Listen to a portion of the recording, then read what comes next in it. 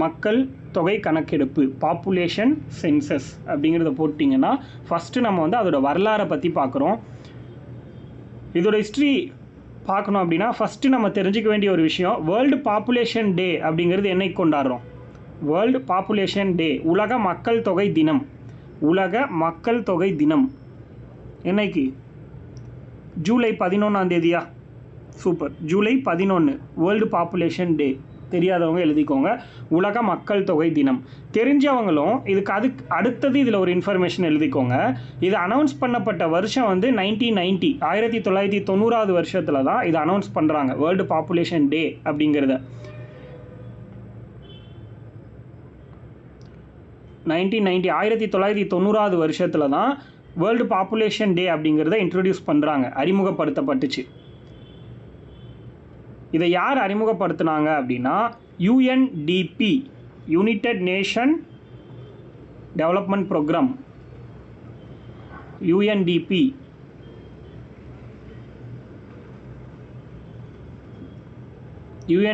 அப்படிங்கிற நிறுவனம் தான் வந்து இதை கொண்டு வந்தாங்க, வேர்ல்டு பாப்புலேஷன் டே அப்படிங்கிறத. ஓகே, அதுக்கடுத்து இந்தியாவை பொறுத்த வரைக்கும் இந்த சென்சஸ் ஆக்டிவிட்டீஸ் வந்து எப்போ ஸ்டார்ட் பண்ணுறாங்க ஃபஸ்ட் அப்படின்னா மௌரியன் டைனாஸ்டி நடந்துகிட்டு இருந்த பீரியடில். அதாவது இந்தியாவில் முதல்ல மக்கள் தொகை கணக்கெடுப்பு அப்படிங்கிறது எந்த காலகட்டத்தில் தொடங்குச்சு அப்படின்னா மௌரியர்களுடைய காலகட்டம். மௌரியர்களுடைய ஆட்சி காலத்தில் தான் முதல்ல மக்கள் தொகை கணக்கெடுப்பு தொடங்கப்பட்டுச்சு. எழுதிக்கோங்க, மக்கள் தொகை கணக்கெடுப்பு தொடக்கம் அப்படின்னு போட்டு மௌரியர்களுடைய ஆட்சி காலம் அப்படின்னு நோட் பண்ணிக்கோங்க. மௌரியர்கள்னால் ரொம்ப பேக், அதெல்லாம் அப்போவே வந்து மக்கள் தொகை கணக்கெடுப்பு தொடங்கிடுச்சின்னு சொல்கிறாங்க. India census activities were first conducted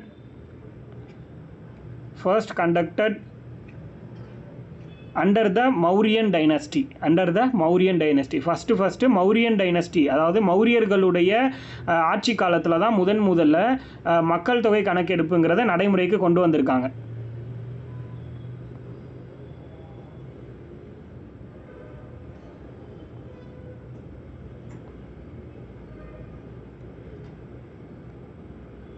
அதே மாதிரி first complete census of Indian city அப்படின்னா இந்தியாவுடைய முதல் முழுமையான மக்கள் தொகை கணக்கெடுப்பு அப்படிங்கிறது, first complete census of Indian city எப்போ அப்படின்னா 1830 வருஷம். 1830 வருஷம். 1830 வருஷம் எங்கே அப்படின்னா டாக்காங்கிற இடம். டாக்காங்கிறது என்னது? இப்போ இருக்கக்கூடிய பங்களாதேஷோட கேபிட்டலா டாக்கா?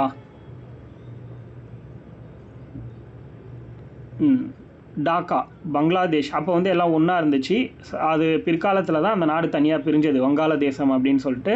அப்போ அந்த டாக்காவில் தான் 1830 first complete census of Indian city அப்படிங்கிற, அதாவது முதல் முழுமையான மக்கள் தொகை கணக்கெடுப்பு 1830 வருஷம் டாக்காவில் எடுத்திருக்காங்க அப்படின்னு சொல்கிறாங்க. DHAKA டாக்கா, தமிழில் வந்து டாக்கா. யாரோட ஆட்சி அப்படின்னா அந்த டைமில் ஹென்றி வால்டர், டாக்காவுடைய ரூலர் வந்து ஹென்றி வால்டர் அவர் தான் வந்து ரூலராக இருந்திருக்கார்.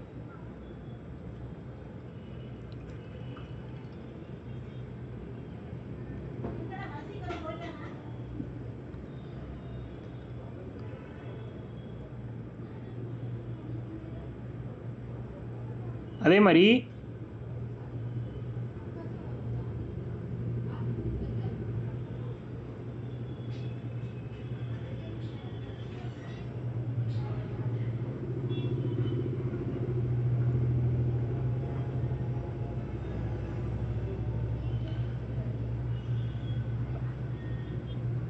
ஃபாதர் ஆஃப் இந்தியன் சென்சஸ் யாருன்னா Henry Walter is known as the father of Indian census. இந்திய மக்கள் தொகை கணக்கெடுப்பின் தந்தை. அது வந்து இதுக்கு முன்னாடி பார்த்தோம் இல்லையா, ஹென்றி வால்டர், அவர் தான் ஃபாதர் ஆஃப் இந்தியன் சென்சஸ், இந்திய மக்கள் தொகை கணக்கெடுப்பின் தந்தை அப்படின்னு சொல்கிறோம் Henry Walter.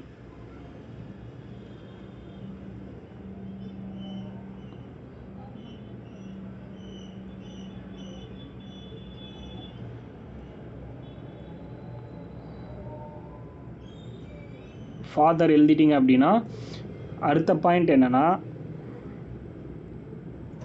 First census in India. First census in India. First census in India 1872. அதாவது முதல் மக்கள் தொகை கணக்கெடுப்பு, இந்தியாவுடைய முதல் மக்கள் தொகை கணக்கெடுப்பு 1872. இதுதான் நமக்கு பேசிக்கு. அதுக்கு முன்னாடி பார்த்ததெல்லாம் வந்து சும்மா தெரிஞ்சுக்கோங்க. பட் இங்கேருந்து தான் ஆரம்பம். இந்தியாவோட முதல் மக்கள் தொகை கணக்கெடுப்பு அப்படின்னா 1872. ஃபர்ஸ்ட் சென்சஸ் இன் இந்தியா யாரோட பீரியட்னா லார்ட் மேயோ, அதாவது மேயோ பிரபுவின் காலகட்டம். மேயோ பிரபு, பிரிட்டிஷ் இந்தியாவில் மேயோ பிரபுவுடைய காலகட்டம் 1872ங்கிறது மேயோ பிரபுவுடைய காலம். அப்போ தான் முதல்ல இதெல்லாமே நோட் பண்ணிக்கோங்க. மேயோ பிரபுவுடைய காலகட்டமான 1872 தான் இந்தியாவுடைய முதல் மக்கள் தொகை கணக்கெடுப்பு நடந்துச்சு. But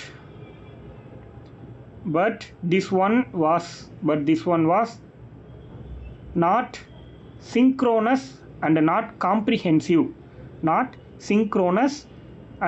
comprehensive. அதாவது இது ஒத்திசைவானது அல்ல மற்றும் விரிவானதும் அல்ல.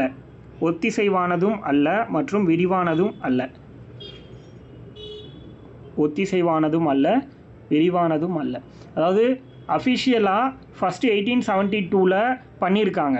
பட் ஆனால் அது வந்து கரெக்டாக ஒழுங்குமுறைப்படுத்தப்பட்டதா இல்லை அப்படிங்கிறத சொல்கிறாங்க. அதான் ஒத்திசைவானதும் அல்ல விரிவானதும் அல்ல அப்படிங்கிறாங்க. Not synchronous and not comprehensive.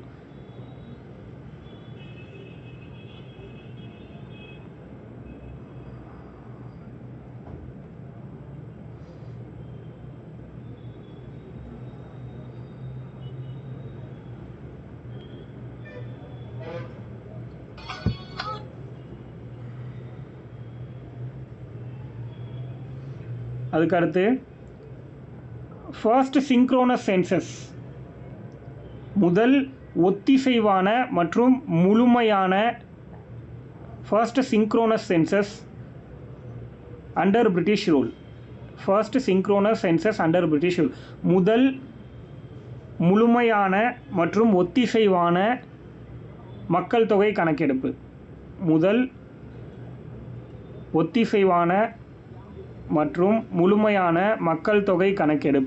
1881 வருஷம். இதுதான் ரொம்ப முக்கியம். முழுமையான மற்றும் ஒத்திசைவான மக்கள் தொகை கணக்கெடுப்பு முதல்ல எது அப்படின்னா, இந்த வார்த்தைகளுக்கு ரொம்ப மீனிங் இருக்குது, அதனால் நல்லா புரிஞ்சுக்கோங்க. முழுமையானங்கிற வார்த்தை வந்துச்சுன்னா அது 1881 தான். ஒத்திசைவான,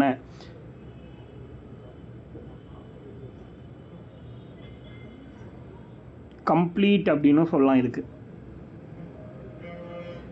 1881 under Plowden, WC Plowden. 1881 by WC Plowden. இவர் யாருன்னா census commissioner of India. Plowden அப்படிங்கிறவர் census commissioner of India.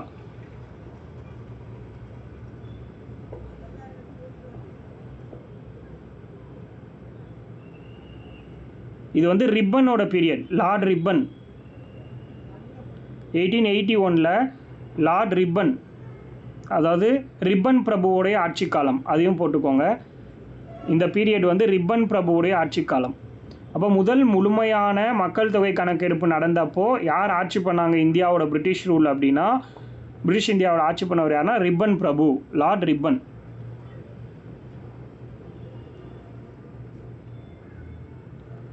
Ribbon பிரபுவோட ஆட்சி காலத்தில் WC ப்ளோடென் அவர் தான் வந்து சென்சஸ் கமிஷனராக இருந்திருக்காரு. அதாவது மக்கள் தொகை கணக்கெடுப்பு அதிகாரி, இந்திய மக்கள் தொகை கணக்கெடுப்பு அதிகாரியாக இருந்த WC ப்ளோடென் ப்ளோடென், WC ப்ளோடென், இந்திய மக்கள் தொகை கணக்கெடுப்பு அதிகாரி WC ப்ளோடென். அவர் தான் இந்த மக்கள் தொகை கணக்கெடுப்பு எடுக்கிறதுக்கான அதிகாரி. பட் அந்த பீரியடில் ஆட்சி காலம் யாருதுன்னா ரிப்பன் பிரபுவுடைய ஆட்சி காலம்.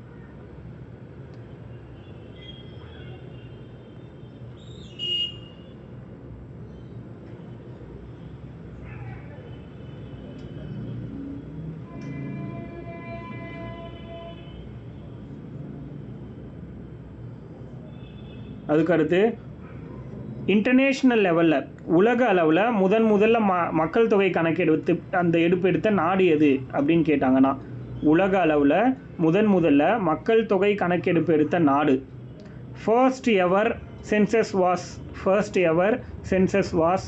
carried out in Sweden.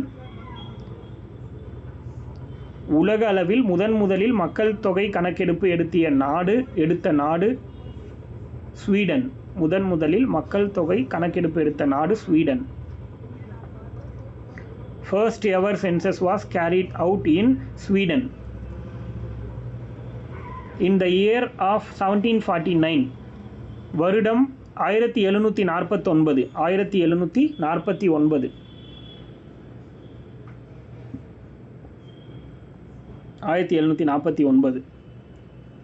அதே மாதிரி இந்த பாப்புலேஷன் சென்சஸ் எடுக்கிறதுக்கு எந்த டிபார்ட்மெண்ட் இதை எடுக்கிறதுக்கு எலிஜிபிள் அப்படின்னா யார் எடுப்பாங்க அப்படின்னா the Ministry of Home Affairs. அதாவது உள்துறை அமைச்சகம். Ministry of Home Affairs. The Ministry of Home Affairs தான் இந்த மக்கள் தொகை கணக்கெடுப்பை நடத்துவாங்க. உள்துறை அமைச்சகம், அவங்களுக்கு தான் இந்த பொறுப்பு இருக்குது.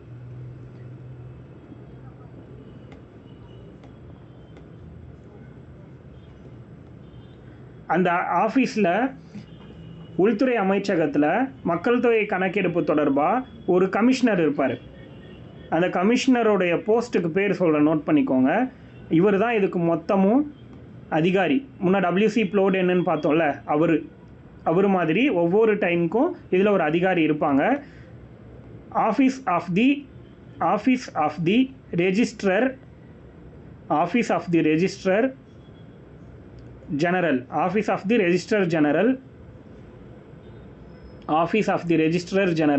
And census commissioner.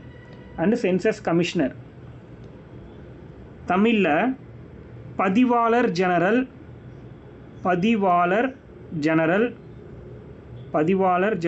மற்றும் மக்கள் தொகை கணக்கெடுப்பு பதிவாளர் ஜெனரல் மற்றும் மக்கள் தொகை கணக்கெடுப்பு ஆணையர் அலுவலகம்.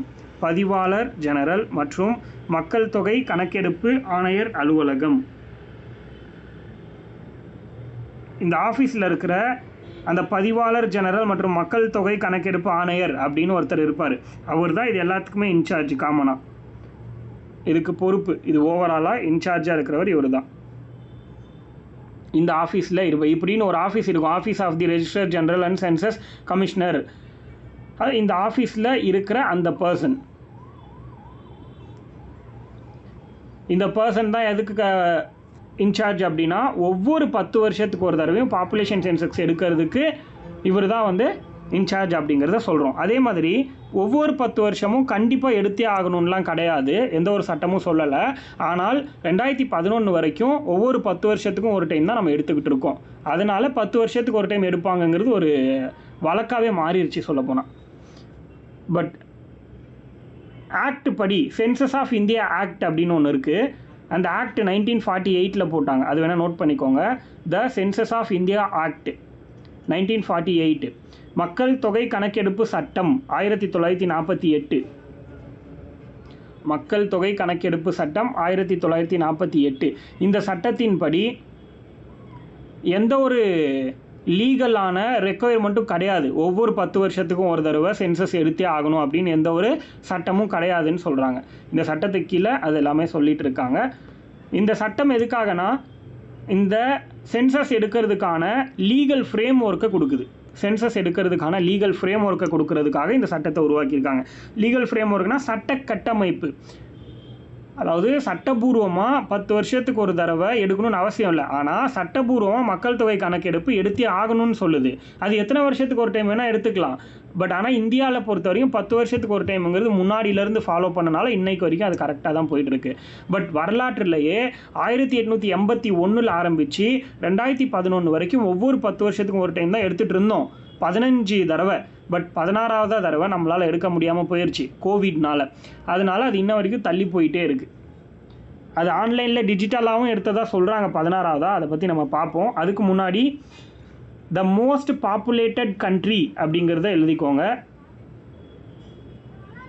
ஃபஸ்ட்டு இந்தியாவை தான் சொல்கிறாங்க. பட் லிஸ்ட்டு படி சீனா தான், அதுவே போட்டுக்கோங்க. சீனா. இந்த ஆர்டர் நமக்கு தெரியணும் கண்டிப்பாக. 2011 சென்செக்ஸ் படி ஃபஸ்ட்டு வந்து சீனா, ரெண்டாவது இந்தியா. இந்த ஆர்டர் கண்டிப்பாக ரொம்ப முக்கியம். இந்தியா, சீனா, இந்தியா, யூஎஸ்ஏ, அமெரிக்கா. யூஎஸ்ஏங்கிறது America, United States of America. USA,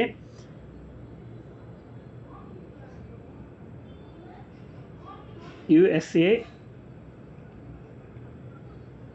Indonesia, Indonesia, India, அதாவது சீனா, India, USA, Indonesia, Pakistan, Pakistan, Nigeria, Pakistan, Nigeria, Nigeria, Brazil, Nigeria, Brazil. சீனா, India, USA, Indonesia, Pakistan, Nigeria, Brazil. இதுதான் வந்து டாப்பில் இருந்து பாப்புலேஷனுடைய ரேஞ்சு. சீனாவில் அதிகம், இந்தியாவில் அதோட கொஞ்சம் கம்மி, யூஎஸ்ஏல அதோட கம்மி, இந்தோனேஷியா அந்த மாதிரி அப்படியே அடுத்தடுத்து கம்மி கம்மியாக. அதே மாதிரி ரிலிஜியன், மோஸ்ட் பாப்புலேட்டட் ரிலிஜியன், அதாவது மதம், அதிக மக்கள் தொகை கொண்ட மதம். முன்ன பார்த்தது அதிக மக்கள் தொகை கொண்ட நாடுகள். இப்போ பார்க்குறது அதிக மக்கள் தொகை கொண்ட மதங்கள். மதம் உலக அளவில் பார்க்குறோம் நம்ம. அதிக மக்கள் தொகை கொண்ட மதம் உலக அளவில் கிறிஸ்டின். ஃபஸ்ட்டு வந்து கிறிஸ்டின், அதாவது கிறிஸ்தவர்கள். உலக அளவில் அதிகமாக இருக்கிற மதம் யாருன்னா கிறிஸ்தவர்கள் தான் அதிகமாக இருக்காங்க. ரெண்டாவது வந்து இஸ்லாம், முஸ்லீம்ஸ் தான் ரெண்டாவது அதிகமாக இருக்காங்க உலக அளவில் பார்க்கும்போது. ஃபஸ்ட்டு கிறிஸ்டின்ஸு, ரெண்டாவது இஸ்லாம்ஸு, மூணாவது இந்துயிசம், இந்துக்கள், கிறித்தவர்கள், முஸ்லீம்கள், அதுக்கப்புறம் வந்து இந்துக்கள். அதுக்கடுத்து புத்திசம், புத்திசம் புத்தர்கள். புத்தர்கள் மீன்ஸ் ஆமாம், புத்த மதத்தினர்.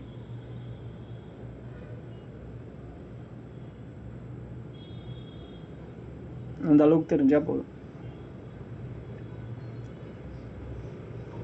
இவ்வளோ டீப்பாக இந்த டாபிக் வந்து எங்கேயுமே கிடைக்காது உங்களுக்கு. இதுக்கு முன்னாடி பார்த்துருக்கவே மாட்டீங்க இந்த டாபிக், ஆல்ரெடி படிச்சுட்டு இருக்கவங்க கூட. அதுக்கடுத்து இந்தியாவுடைய லேண்ட் எவ்வளோ பர்சன்டேஜ் இருக்குது அப்படின்னா, வேர்ல்டு லெவலில் 100% லேண்ட் இருக்குது வேர்ல்டு ஃபுல்லாக அப்படின்னா, அதில் இந்தியாவோட பர்சன்டேஜ் வெறும் 2.4% தான். இந்தியா லேண்டோட பர்சன்டேஜ் வெறும் 2.4%. 100% ஆஃப் வேர்ல்டில் வெறும் 2.4% தான் இந்தியா. ஆனால் பாப்புலேஷனில் 17.5% இருக்கும் வேர்ல்டு லெவலில். வேர்ல்டு லெவலில் செகண்ட் பிளேஸ் நம்ம. சீனா வந்து 18.5% இருக்காங்க. இது வந்து முன்னாடி 2011 ரிப்போர்ட். இப்போ நம்ம கிராஸ் பண்ணிட்டோம். பட் அது அதிகாரப்பூர்வமான அறிவிப்பு நம்மக்கிட்ட இல்லாதனால நம்ம இதையே பார்த்துக்கலாம். ஓகேவா? ஸோ 17.5% இந்தியாவுடைய லேண்ட் அப்படிங்கிறது 2.4% வேர்ல்டு லெவலில், ஜஸ்ட் 2.4%. ஆனால் but population 17.5% of the world population. 17.5%.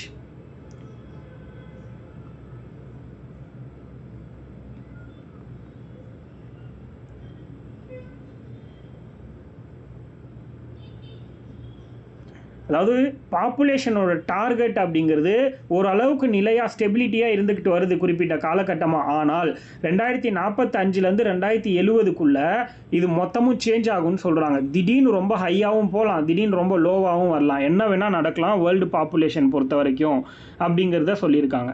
முக்கியமாக இந்தியன் பாப்புலேஷன் எப்படி வேணால் சேஞ்ச் ஆகலாம் அப்படிங்கிறத சொல்லியிருக்காங்க. நேஷ்னல் போர்ட்டல் ஆஃப் இந்தியா சொல்லியிருக்காங்க. அந்த அளவுக்கு நம்ம போக வேண்டாம்.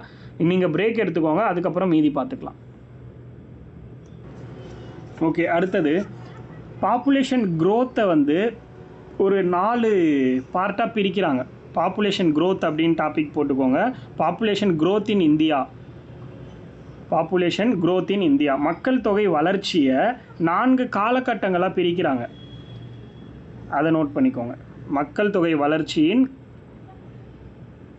காலகட்டங்கள் அப்படின்னு போட்டுக்கோங்க. Population growth in India.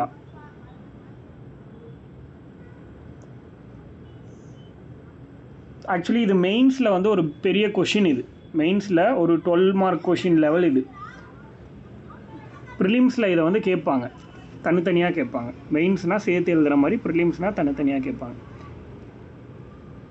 First தேக்க நிலை காலம். தேக்க நிலை காலம் இங்கிலீஷில் period of stagnant population. Period of stagnant population. Period of stagnant population, தேக்க நிலை காலம் அப்படின்னு சொல்லுவாங்க. 1901 1921 இந்த பீரியடை தான் தேக்க நிலை காலம்னு சொல்கிறோம். 1901 1921 வரைக்கும் ப்ராக்கெட்டில் போட்டுக்கோங்க. 1901 1921 வரைக்கும்.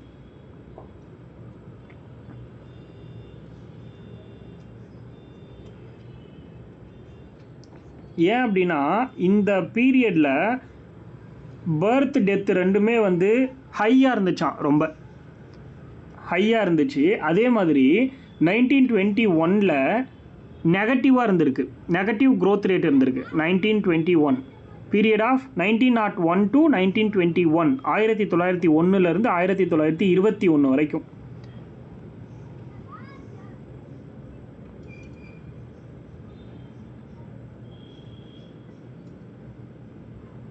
இதுக்குள்ள ஒரு சின்ன பாயிண்ட் மாதிரி போட்டுக்கோங்க. இந்த தேக்க நிலை காலம் இருக்கு இல்லையா, ஸ்டாக்னன்ட் பாப்புலேஷன், இது ஒரு மெயின் ஹெட்டிங்காக வச்சுக்கிட்டு அதுக்குள்ளே ஒரு சின்ன சப் பாயிண்ட் மாதிரி போட்டுக்கோங்க. அதில் ஒரு 2 பாயிண்ட் எழுதுகிற மாதிரி வரும். ஒரு பாயிண்ட் என்ன அப்படின்னா 1911 1921 வரைக்கும், 1911 1921 வரைக்கும் நெகட்டிவ் க்ரோத் ரேட் இருந்திருக்கு. நெகட்டிவ் க்ரோத் ரேட், எதிர்மறையான வளர்ச்சி விகிதம். மக்கள் தொகைங்கிறது 1911 21 பீரியடில் மக்கள் தொகை வளர்ச்சி விகிதம் எதிர்மறையாக பதிவாயிருக்கு. அதாவது என்னென்னா எதிர்மறை அப்படின்னா இப்போ பிறப்பு விகிதம் அதிகமாக இருந்து இறப்பு விகிதம் குறைவாக இருந்திருக்கலாம், இல்லை இறப்பு விகிதம் அதிகமாக இருந்து எதிர்மறைனா இது மாதிரி ஏதாவது ஒன்று மட்டும் டிஃபர் ஆகியிருக்கலாம். எதிர்மறையாக பதிவாயிருக்குன்னு சொல்கிறாங்க, நெகட்டிவ் க்ரோத் ரேட். அதனால் இந்த 1921 இயரை பெரும் பிளவு ஆண்டுன்னு சொல்கிறாங்க. பெரும் பிளவு ஆண்டு, இது ஆல்ரெடி ப்ரீவியஸ் இயர் கொஷின். பெரும் பிளவு ஆண்டு 1921 வருஷத்தை பெரும் பிளவு ஆண்டுன்னு சொல்கிறாங்க. அதாவது demographic divide. Demographic divide 1921 year பேர் என்னென்னா டெமோகிராபிக் டிவைட். இதுதான் ஃபர்ஸ்ட் பாயிண்ட். தேக்க நிலை காலத்துக்கு கீழே வர 2 point. Period of stagnant population 1901 to 1921. அதில் 1911 1921 வரைக்கும் நெகட்டிவ் க்ரோத் ரேட் இருந்துச்சு. அதாவது மக்கள் தொகை வளர்ச்சி விகிதங்கிறது எதிர்மறையாக பதிவாயிருக்கு. அதனால் 1921 வருஷத்தை பெரும் பிளவு ஆண்டு, டெமோகிராபிக் டிவைட் அப்படின்னு சொல்கிறாங்க. அதுக்கடுத்து 2வது பாயிண்ட். ஃபர்ஸ்ட் பாயிண்ட் தேக்க நிலை காலம்னு எழுதுனீங்களா, 1901 1921. அதுக்கடுத்து 2வதுல நிலையான வளர்ச்சி காலம். நிலையான வளர்ச்சி காலம். இந்த நிலையான வளர்ச்சி காலத்தை என்ன சொல்கிறாங்கன்னா period of steady growth. Period of steady growth. Period of steady growth of population. நிலையான வளர்ச்சி காலம், period of steady growth of population. First நம்ம 1901 1921 வரைக்கும் சொன்னோமா, இது 1921 1951 வரைக்கும். 1921 1951 வரைக்கும்.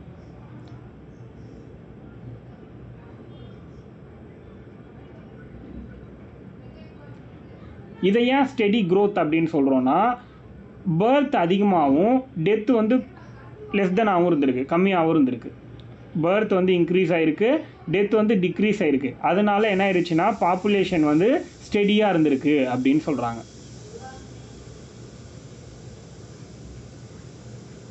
அதுக்கு அடுத்து 3வது பாயிண்ட்டு, விரைவான வளர்ச்சி காலம். விரைவான வளர்ச்சி காலம். The period of rapid growth of population. The period of rapid growth of population. விரைவான வளர்ச்சி காலம். அந்த இதை மட்டும் எழுதிக்கோங்க, அந்த பீரியடு அதோட இயர் அது மட்டும் எழுதிக்கோங்க. ப்ளஸ் வந்து அந்த 1921ங்கிறது டெமோகிராபிக் டிவைட், பெரும் பிளவு ஆண்டு. அதுக்கப்புறம் இன்னொன்று அது மாதிரி சொல்லுவோம், அவ்வளோதான். அது மட்டும் தான் நமக்கு தேவை. 3வது வந்து விரைவான வளர்ச்சி காலம். The period of rapid growth of population. இது வந்து 1951லேருந்து 1981 வரைக்கும். 1951லேருந்து 1981 வரைக்கும்.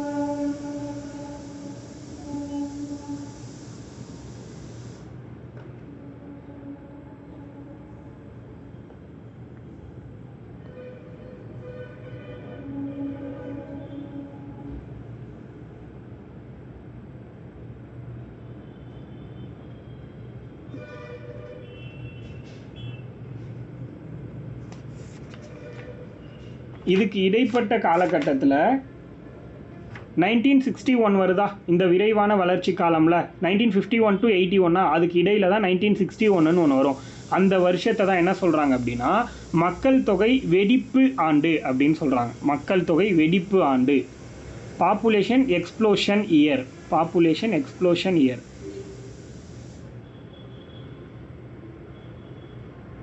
Population explosion year. மக்கள் தொகை வெடிப்பு ஆண்டு.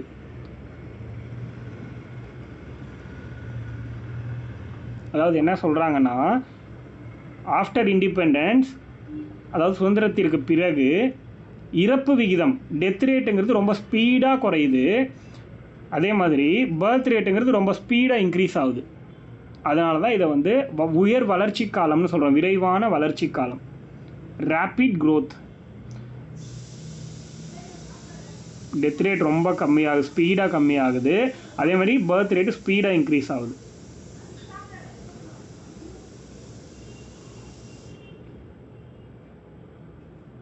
அதுக்கு அடுத்து 4வது,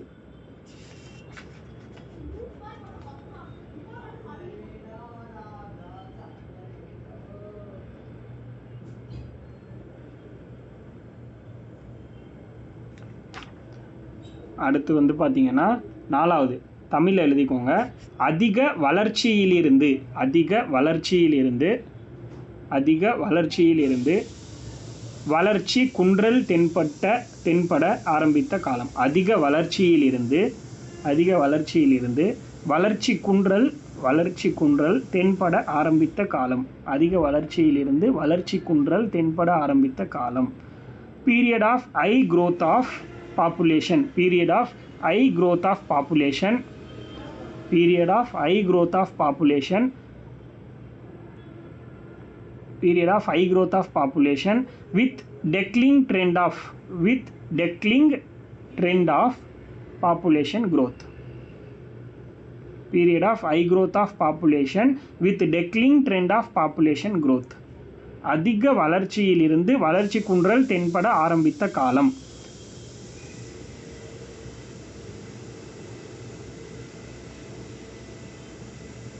அதாவது 1981லேருந்து 2011 வரைக்கும். 1981லேருந்து 2011 வரைக்கும்.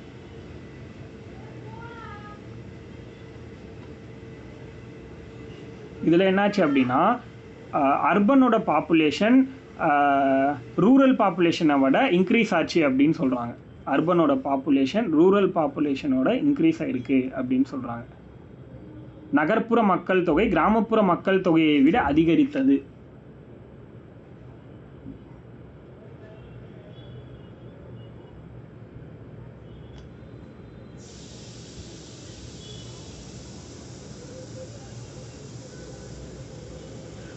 அதே மாதிரி வேர்ல்டு டெமோகிராபிக் டே அப்படிங்கிறது ஜூலை 11ன்னு சொல்லிட்டீங்க. அதே மாதிரி நேஷ்னல் டெமோக்ராட்டிக் டே அப்படிங்கிறது February 9. அதையும் நோட் பண்ணிக்கோங்க. நேஷ்னல் டெமோக்ராட்டிக் டே, டெமோகிராபிக் நேஷ்னல் டெமோகிராஃபி, இந்திய மக்கள் தொகை தினம், இந்திய மக்கள் தொகை தினம் இல்லை தேசிய மக்கள் தொகை தினம் எப்படி எழுதினாலும் ஓகே.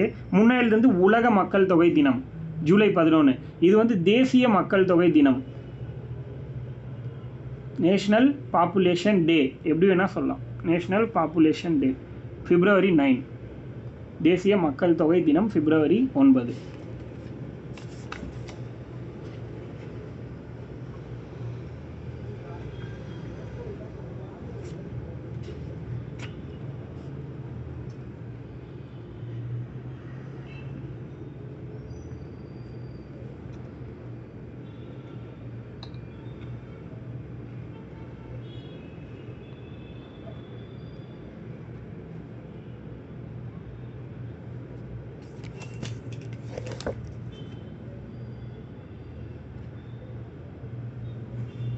அதுக்கு அடுத்து 2011 சென்சஸ், 2011 மக்கள் தொகை கணக்கெடுப்பு டைட்டில் போட்டுக்கோங்க.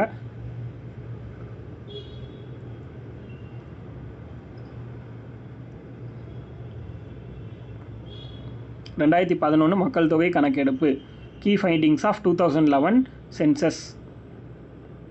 2011 சென்சஸ்.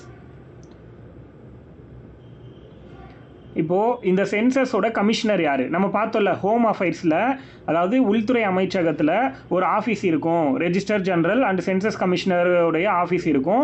அதில் ஒரு கமிஷனர் இருப்பாருன்னு பார்த்தோம் இல்லையா? அந்த கமிஷனர் 2011க்கு யார் அப்படிங்கிறத ஃபஸ்ட்டு தெரிஞ்சுக்கணும். சந்திரமௌலி, அவரோட பேர் Chandramouli. Registrar general and census commissioner, அதாவது என்னது பதிவாளர் ஜெனரல் மற்றும் மக்கள் தொகை கணக்கெடுப்பு ஆணையர் யார் அப்படின்னா சிஎம் சந்திரமௌலி. இனிஷியல் வந்து சிஎம், 2 இனிஷியல் வரணும். அவரோட பேர் சந்திரமௌலி, சிஎம் சந்திரமௌலி. அவர் தான் அந்த ஆணையர். இவர் தான் 2011 மக்கள் தொகை கணக்கெடுப்புடைய பொறுப்பாளர் அல்லது இன்சார்ஜ் பர்சன். கிளியரா? Chandramouli, CM Chandramouli.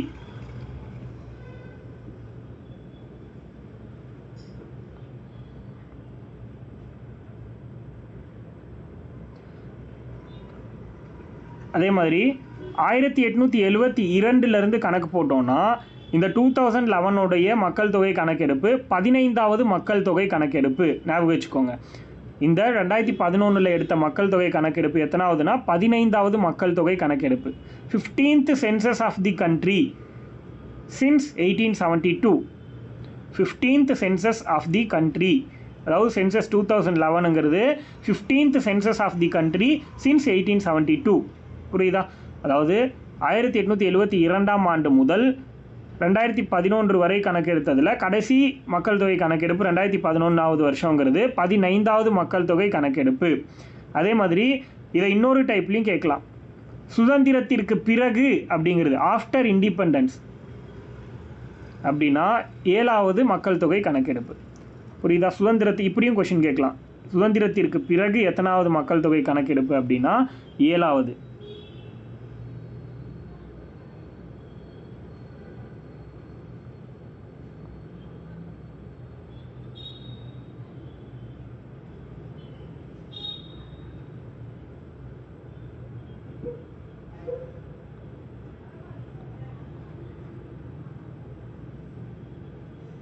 எழுதிட்டிங்களா? 7th one after independence 7th 2011 சென்சஸ்ங்கிறது 7வது டைம் எடுத்திருக்காங்க சுதந்திரத்துக்கு அப்புறம்.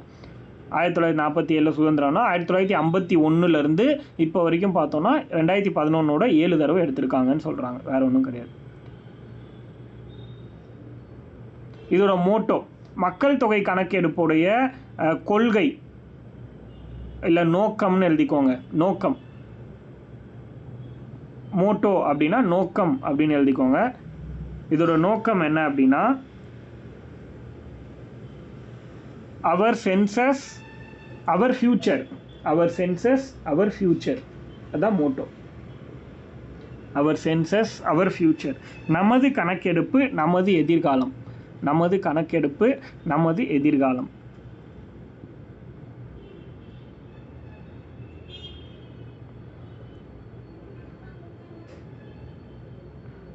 நமது கணக்கெடுப்பு நமது எதிர்காலம், அதாவது அவர் சென்சஸ் அவர் ஃபியூச்சர், அதான் மோட்டோ. மக்கள் தொகை கணக்கெடுப்போட மோட்டோவே அதுதான்.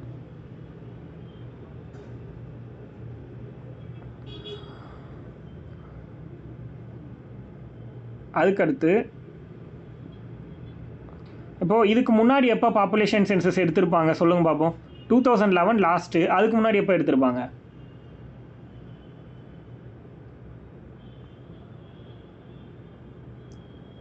கமெண்ட் பண்ணுங்கள் பார்ப்போம். அதுக்கு முன்னாடி எப்போ எடுத்திருப்பாங்க? 2001. அதுக்கு முன்னாடினா 1991. இந்த மாதிரி 10 வருஷத்துக்கு முன்னாடி நீங்கள் போகணும். அப்போது 2001 எடுத்திருக்காங்க, அதுக்கடுத்து 2011 எடுத்திருக்காங்க. இதுக்கு இடைப்பட்ட பகுதிகளில் நிறைய பேர் பிறந்திருக்கலாம், நிறைய பேர் இறந்து போயிருக்கலாம் இல்லையா? அப்போது எவ்வளோ டிஃப்ரென்ஸ் இன்க்ரீஸ் ஆகிருக்கு அப்படின்றது நமக்கு தெரியணும். அதை கேட்பாங்க கொஷினில்.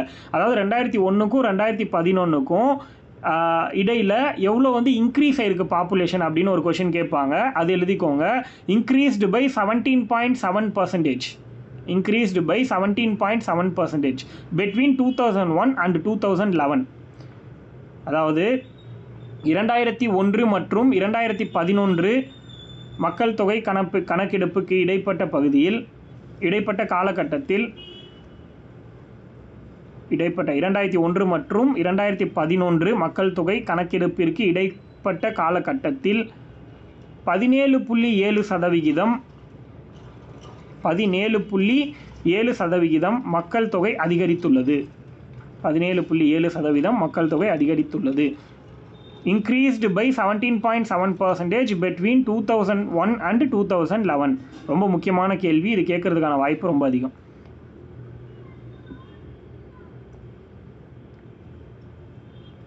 கெமிஸ்ட்ரியிலேருந்து ஒரு கொஷின் கேட்குறேன், தெரியுதான்னு பார்க்கலாம். நீங்கள் யூஸ் பண்ணக்கூடிய சோப் இருக்கு இல்லையா, பாத் பண்ணுறதுக்காக யூஸ் பண்ணுற சோப், அந்த சோப்பில் எல்லா பேக்கெட்லேயுமே TFM அப்படின்னு ஒன்று போட்டிருப்பாங்க. அப்படின்னா என்ன? TFM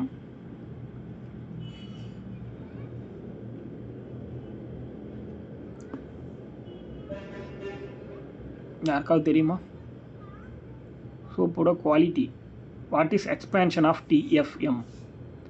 total fatty matter. அது எவ்வளோ இருக்கணும்? எவ்வளோ இருந்தால் அது பாத்தபிள் சோப், குளிக்கிறதுக்கான சோப்?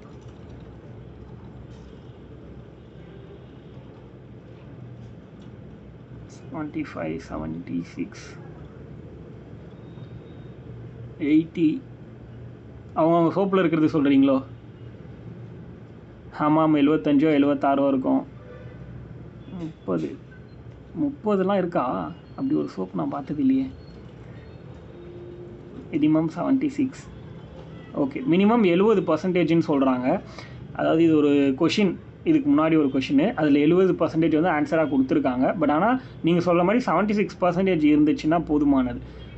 அதாவது அதில் வந்து கொழுப்பு எவ்வளோ மிக்ஸ் பண்ணியிருக்காங்க, டோட்டல் ஃபேட்டி மேட்டர், அதுதான் வந்து அந்த பர்சன்டேஜ் நம்ம சொல்கிறோம். அது கீழே இருந்தால் அதுக்கு பேர் டாய்லெட் சோப். நம்ம யூஸ் பண்ணுற எல்லா சோப்புமே அன்ஃபார்ச்சுனேட்லி டாய்லெட் சோப்பு தான். சரி, ஓகே, நம்ம அடுத்தது உள்ளே போயிடலாம். So increased by 17.7%. 2001க்கும் 2011க்கும் இடைப்பட்ட அந்த பாப்புலேஷன் இன்க்ரீஸ் எவ்வளோனா 17.7%. சரி, ஓகே. இந்தியாவோட டோட்டல் பாப்புலேஷன் எவ்வளோ?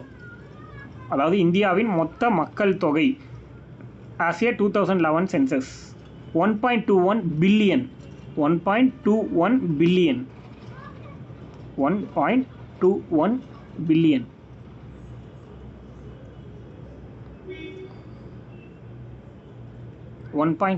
பில்லியன். அதுக்கடுத்து the growth rate of girls. பெண்களின் வளர்ச்சி விகிதம்.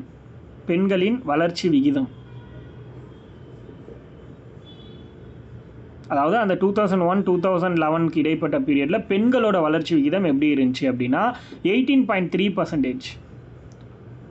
The growth rate of girls 18.3%.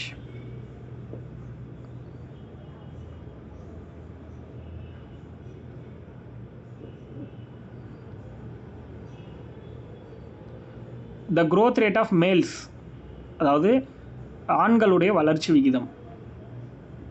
பெண்கள்னா 18.3, 18.3.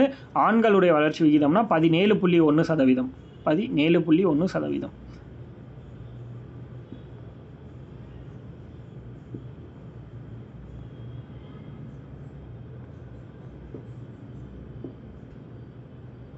ஒரு ஸ்டேட்டை மென்ஷன் பண்ணியிருக்காங்க. என்ன அப்படின்னா the largest decadal population growth. The largest decadal population growth. அது மக்கள் தொகை வளர்ச்சியில் 10 ஆண்டில் பெரிய வளர்ச்சி எந்த ஸ்டேட் அப்படின்னா எந்த மாநிலம்? மக்கள் தொகை வளர்ச்சியில் 10 ஆண்டு வளர்ச்சி, 10 ஆண்டு வளர்ச்சியில் மிகப்பெரிய மாநிலம், 10 ஆண்டு வளர்ச்சியில் மிகப்பெரிய மாநிலம் பீகார். மக்கள் தொகை வளர்ச்சியில் 10 ஆண்டு வளர்ச்சியில் மிகப்பெரிய மாநிலம் எது அப்படின்னா பீகார். டிகேடல் பாப்புலேஷன் growth அப்படின்னா அது பீகார். அது உங்களுக்கே தெரியும். தமிழ்நாட்டில் இருக்கிற முக்கால்வாசி பேர் தமிழனான்னு கேட்டால் பீகார்காரன் தான். அந்த கான்செப்ட் தான். பாதி பேர் தமிழ் பொண்ணுங்களை கல்யாணம் பண்ணி குடும்பம் நடத்த ஆரம்பிச்சிட்டாங்க. அவங்களுக்காக தான் இப்போ ஹிந்தி வேணுன்றாங்க. சொல்லப்போனால் ஹிந்தி கொண்டு வந்துட்டா பிரச்சனை இல்லை. அடுத்து பீகார் மொத்தமும் தமிழ்நாட்டில் இருக்கும், தமிழ்நாட்டில் இருக்கிறவங்களாம் சுடுகாட்டில் இருப்பான்.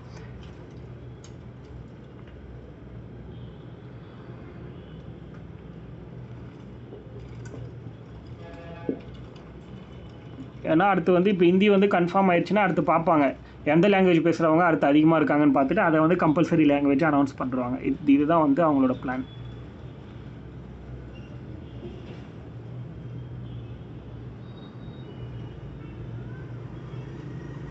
அதே மாதிரி urban population increased 31.2%. Urban population நகர்ப்புற மக்கள் தொகை வளர்ச்சி, நகர்ப்புற மக்கள் தொகை 31.2% வளர்ச்சி அடைஞ்சிருக்கு. Urban population increased 31.2%. Urban population increased 31.2%. அதாவது நகராட்சி பகுதியுடைய மக்கள் தொகை 31.2% அதிகரிச்சிருக்கு. நகர்ப்புறம், நகராட்சி கிடையாது, நகர்ப்புற மக்கள் தொகை வளர்ச்சி விகிதம், நகர்ப்புற மக்கள் தொகை வளர்ச்சி விகிதம் 31.2%.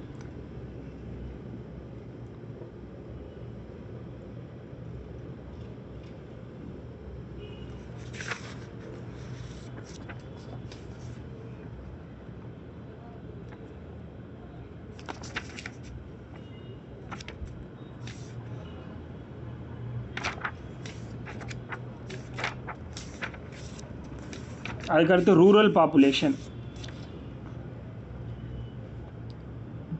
இது என்னன்னா இந்திய மக்கள் தொகையில்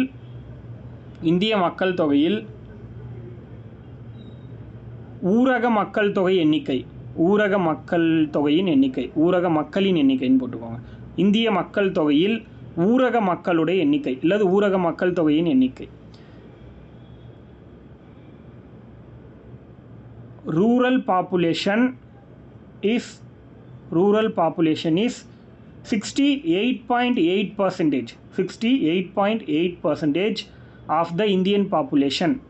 Rural population is 68.8% of the Indian population. 68.8%. அதாவது இந்திய மக்கள் தொகையில் ஊரக மக்கள் தொகையின் எண்ணிக்கை 68.8%. மீதி இருக்கிற 32% வருமா, அது மட்டும்தான் 31.2% வரும். அது மட்டும்தான் அர்பன் பாப்புலேஷன் இந்தியாவில் 2011 சென்சஸ் படி. அதுதான் மேலே கொடுத்துருக்காங்க. ஏன்னா அதுக்கு முன்னாடி 28 அந்த மாதிரி இங்கே இருந்திருக்கும். அதுதான் 31.2 இன்க்ரீஸ் ஆகிருக்கு. அப்போ இந்தியாவில் யார் அதிகம் அப்படின்னா கிராமத்தில் வசிக்கிறவங்க தான் அதிகம். அதே மாதிரி proportion of urban resident is the highest in Delhi. அதாவது ஹையஸ்ட் அர்பன் ரெசிடென்ட் எங்கே இருக்காங்க அப்படின்னா டெல்லியில் இருக்காங்க. அதிக அளவில் நகர்ப்புற வாசிகள் எங்கே இருக்காங்க அப்படின்னா அதிக அளவில் நகர்ப்புறவாசிகள் இருக்கும் இடம் டெல்லி. அதிக அளவில் நகர்ப்புறவாசிகள் இருக்கும் இடம் டெல்லி. அதிக அளவில் நகர்ப்புறவாசிகள் இருக்கும் இடம் Delhi. highest percentage of rural population residents. highest percentage of அடுத்தது highest percentage of rural population. highest percentage of rural population resident in Himachal Pradesh. அதிக ஊரக மக்கள் தொகை கொண்ட மாநிலம். அதிக ஊரக மக்கள் தொகை கொண்ட மாநிலம் இமாச்சல் பிரதேஷ். ரூரல் பாப்புலேஷன் அதிகமாக இமாச்சல் பிரதேஷ்லையும் அர்பன் பாப்புலேஷன் அதிகமாக டெல்லிலையும் இருக்காங்கன்னு சொல்கிறாங்க.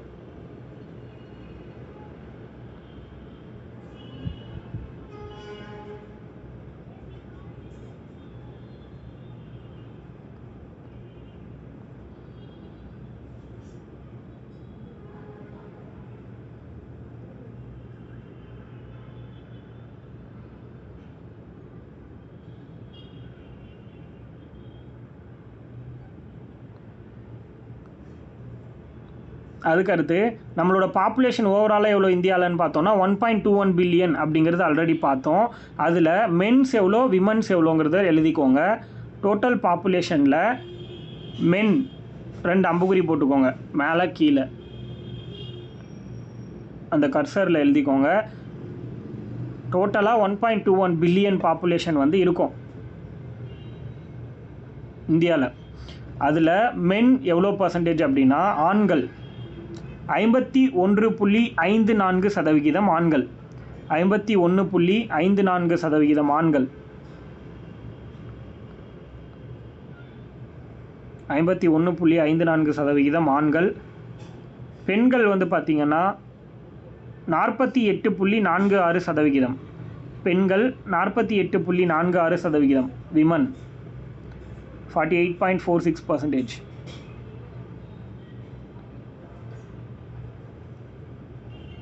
இந்தியாவோட லீஸ்ட் பாப்புலேஷன் இருக்கிற ஸ்டேட்டு, குறைவான மக்கள் தொகை கொண்ட மாநிலம். இந்தியாவில் குறைந்த மக்கள் தொகை கொண்ட மாநிலம். இந்தியாவில்ங்கிறது எல்லா இடத்துலையும் எழுதாதீங்க. ஒரு தடவை எழுதிட்டு கீழே எல்லாமே வந்து அந்த இது போட்டுக்கோங்க சும்மா. ஸோ இந்தியாவில் லீஸ்ட் பாப்புலேஷன் இருக்கிற ஸ்டேட் எது அப்படின்னா தெரியுமா இருக்காது?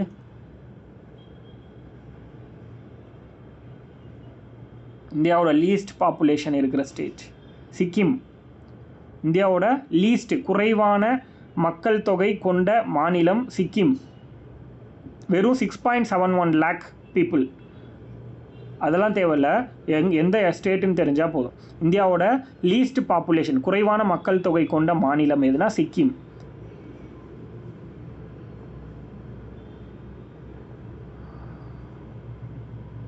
அதே மாதிரி இந்தியாவுடைய லீஸ்ட் பாப்புலேஷன் டென்சிட்டி இருக்கிற ஸ்டேட் எது? இந்தியாவுடைய least population density. State of India as the least population density. Least population density அப்படின்னா இந்தியாவில் குறைந்த மக்கள் தொகை அடர்த்தி கொண்ட மாநிலம் எதுன்னு கேட்குறாங்க. முன்ன பார்த்தது குறைந்த மக்கள் தொகை கொண்ட மாநிலம், இப்போ பார்க்குறது குறைந்த மக்கள் தொகை அடர்த்தி கொண்ட மாநிலம். அடர்த்தினா என்னது? பர் ஸ்கொயர் கிலோமீட்டரில் எவ்வளோ பேர் வாழ முடியும் அப்படிங்கிறது. அதாவது ஒரு சதுர கிலோமீட்டரில் எவ்வளவு மனிதர்கள் வசிக்க முடியுமோ அதுதான் டென்சிட்டின்னு சொல்கிறாங்க, பாப்புலேஷன் டென்சிட்டி. அது வேணால் நோட் பண்ணிக்கோங்க ப்ராக்கெட்டில். பர் ஸ்கொயர் கிலோமீட்டரில்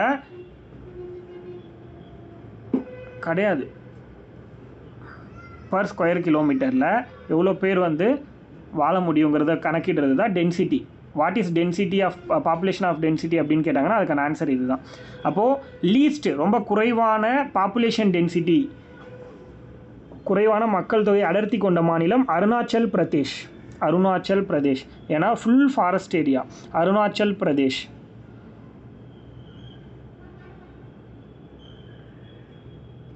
இந்த ஸ்டேட்டில் அருணாச்சல் பிரதேஷில் எவ்வளோ பாப்புலேஷன் டென்சிட்டி அப்படின்னா வெறும் 17 பேராம். ஒரு விஷயத்தை நான் சொல்கிறேன், நல்லா நோட் பண்ணிக்கோங்க.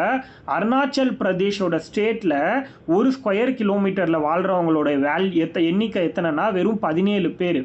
நம்ம தமிழ்நாடுங்கிற ஸ்டேட்டில் சென்னையில் மட்டும் வாழ்கிறவங்க ஒரு ஸ்கொயர் கிலோமீட்டரில் நல்லா நோட் பண்ணுங்கள் 29,913 பேரோ என்னமோ 29,900 சில்லற பேர் ஒரு ஸ்கொயர் கிலோமீட்டரில். ஒரு ஸ்டேட்டில் அருணாச்சல் பிரதேஷ்ங்கிற ஒரு ஸ்டேட்டில் வெறும் 17 பேர் தான் ஒரு ஸ்கொயர் கிலோமீட்டரில் வாழ்கிறாங்க.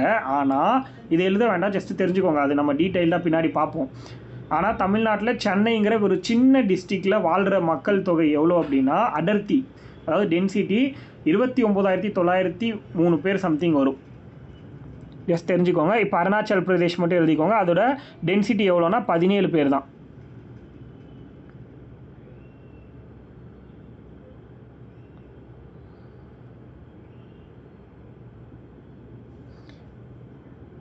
அதுக்கடுத்து state with lowest urban population. அடுத்து வந்து லோயஸ்ட் அர்பன் பாப்புலேஷன். இந்தியாவில் எந்த மாநிலத்தில் குறைவான நகர்ப்புற மக்கள் தொகை உள்ளது அப்படின்னு கேட்கலாம். அதாவது குறைவான மக்கள் தொகை கொண்ட மாநிலம் எது? குறைவான நகர்ப்புற மக்கள் தொகை கொண்ட மாநிலம். குறைவான நகர்ப்புற மக்கள் தொகை கொண்ட மாநிலம். Lowest urban population. Lowest urban population அப்படின்னா குறைவான நகர்ப்புற மக்கள் தொகை கொண்ட மாநிலம் இமாச்சல் பிரதேஷ். குறைவான நகர்ப்புற மக்கள் தொகை கொண்ட மாநிலம் lowest urban population Himachal Pradesh.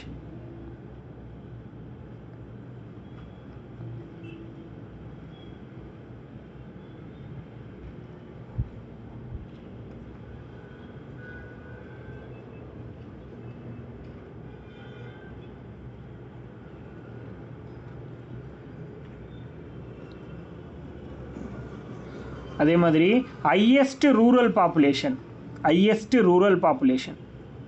அதாவது அதிக கிராமப்புற மக்கள் தொகை கொண்ட மாநிலம். அதிக கிராமப்புற மக்கள் தொகை கொண்ட மாநிலம் உத்தரப்பிரதேசம். அதிக மக்கள் தொகை, அதாவது அதிக கிராமப்புற மக்கள் தொகை கொண்ட மாநிலம்.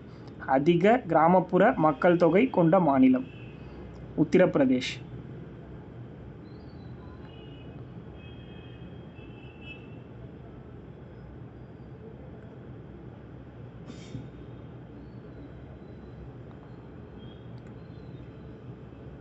நல்லா புரிஞ்சுக்கோங்க. இதுக்கு முன்னாடி ஒன்று எழுதியிருப்பீங்க. இதுக்கு முன்னாடி என்ன எழுதியிருப்பீங்கன்னா highest percentage of rural population வந்து எங்கே இருக்காங்க அப்படின்னா, இப்போ highest percentage of rural population அப்படின்னா இமாச்சல் பிரதேஷ். அதாவது கிராமப்புறத்தில் கிராமப்புற மக்கள் தொகை அதிக சதவிகிதம் இருக்கக்கூடிய மாநிலம்னா இமாச்சல் பிரதேஷ். ஆனால் கிராமப்புற மக்கள் தொகை அதிகமாக இருக்கிற மாநிலம் எது அப்படின்னா உத்தரப்பிரதேஷ். பர்சன்டேஜின்னு வரும்போது இமாச்சல் பிரதேஷ். புரியுதா? ரூரல் பாப்புலேஷன் பர்சன்டேஜின்னு வந்தால் இமாச்சல் பிரதேஷ் தான் அதிகம். பட் மக்கள் தொகைன்னு அதிகம் எதுன்னு வந்தால் உத்தரப்பிரதேஷ். அந்த கான்செப்ட் ரெண்டுமே கரெக்டாக நோட் பண்ணிக்கோங்க. அதுக்கடுத்து ஸ்டேட் ஆஸ் எ, இதுக்கு முன்னாடி எழுதியிருப்பீங்க ஒன்று, highest percentage of rural population வந்து எங்கே ரெசிடென்ட் ஆகிருக்காங்கன்னா இமாச்சல் பிரதேஷ்னு எழுதியிருப்பீங்க. Highest percentage of rural population. புரியுதா?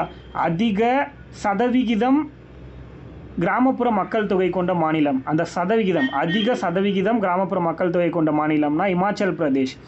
அதுவே அதிக கிராமப்புற மக்கள் தொகை கொண்ட மாநிலம்னா உத்தரப்பிரதேஷ். ஹையஸ்ட் ரூரல் பாப்புலேஷன்னா உத்தரப்பிரதேஷ். பர்சன்டேஜுங்கிற வார்த்தை தான் டிஃபர் ஆகும் ரெண்டுத்துக்கும்.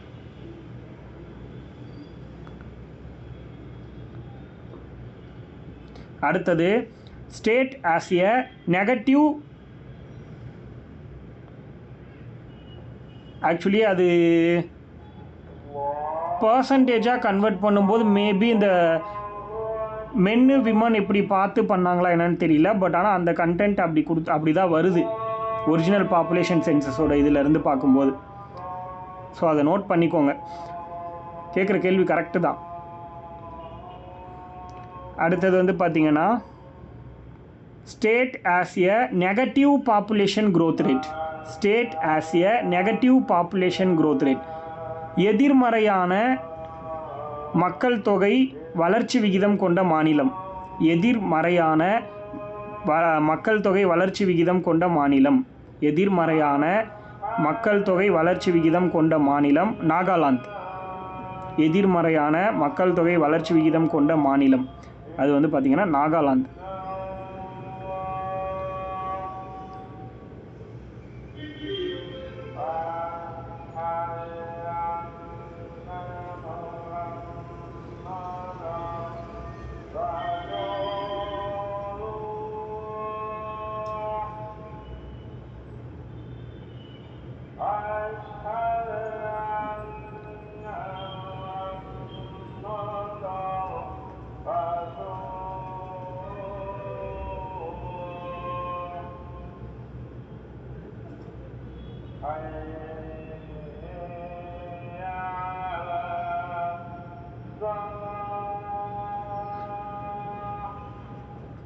ஓகே, இதோட முடிச்சிக்கலாம். நம்ம நெக்ஸ்ட் கிளாஸில் செகண்ட் பார்ட் மாதிரி இதை பார்த்துக்கலாம்.